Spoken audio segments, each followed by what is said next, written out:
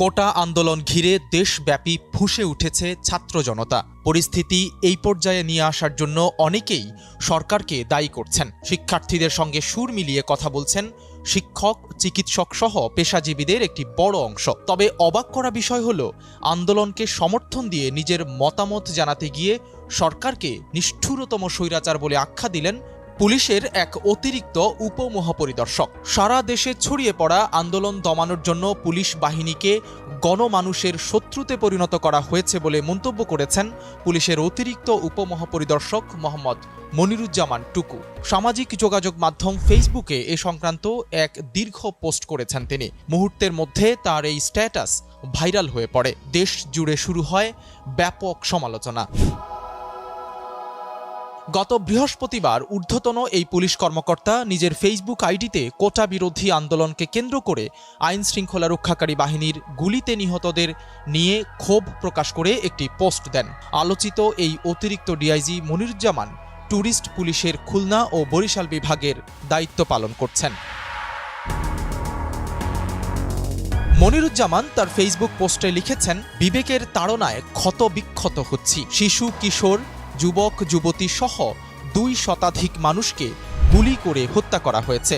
এই হত্যাকারীরা হলো বাংলাদেশের আইন শৃঙ্খলা রক্ষাকারী বাহিনীর সদস্য, যাদের জীবিকা চলে জনগণের ট্যাক্সের টাকায়। আইন শৃঙ্খলা রক্ষাকারী বাহিনীর একজন সদস্য হিসেবে নিজেকে বড় অপরাধী মনে হচ্ছে। লজ্জিত ও অপমানিত বোধ করছি।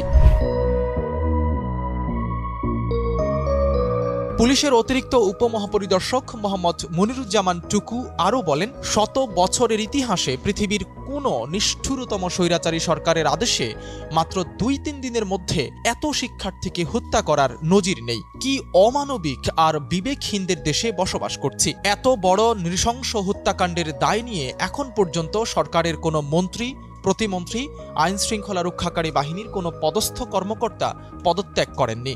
অথচ এরা নিজেদের ক্ষমতা ও সীমাহীন দুর্নীতির স্বার্থে পুলিশকে রাজনৈতিক হাতিয়ার হিসেবে ব্যবহার করছে।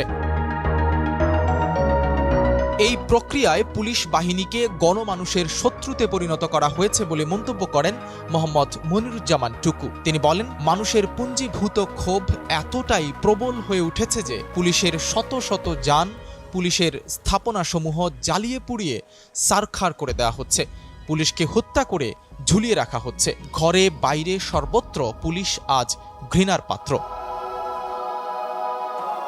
পুলিশের এত বড় পদে থেকেও সরকারের বিরুদ্ধে এমন তীব্র সমালোচনায় হতবাক হয়েছেন সবাই। তবে এ নিয়ে কোনো অস্বস্তিতে ভুগছেন না পুলিশের অতিরিক্ত উপমহাপরিদর্শক মোহাম্মদ মনিরুজ্জামান টুকু। কালের কণ্ঠের কাছে অকপটেই স্বীকার করেছেন তার এই স্ট্যাটাসের কথা। এটা আমি করছি। হ্যাঁ, পোস্ট করছি, তাতে কি সমস্যা? আমি কোনো মন্তব্য করব না। আমি করছি, যেটা লেখেন দেখছি।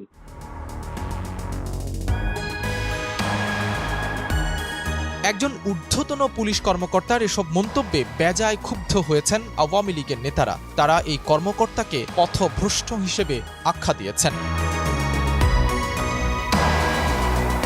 সাইদ রহমান, কালের কণ্ঠ।